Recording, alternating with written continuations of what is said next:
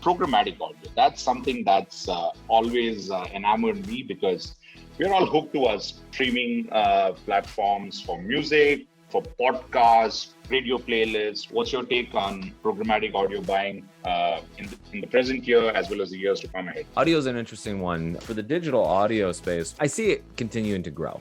I see the major radio players continuing to invest in their own digital streaming, and that it's continuing to be picked up by more and more DSPs.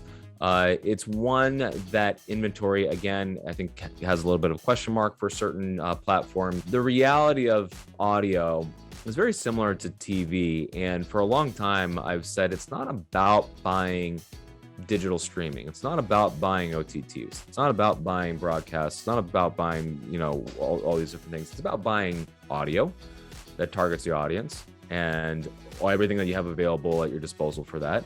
It's about buying video and everything you have at your disposal for that as well too, because it's not like if I'm listening to Pandora, that's all that I'm listening to. I could be listening to a podcast. I could be turning on the radio. I could have satellite radio. I could be doing a lot of things, listening to an audiobook. There's a lot of different mediums that are pining for people's attention and time.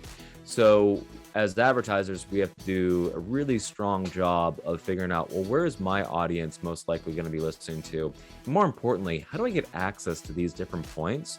So whenever my targeting is triggered to indicate this is somebody that I want, that it doesn't really matter what platform they're experiencing that audio on, at least we have a chance to be there and we're bidding on that.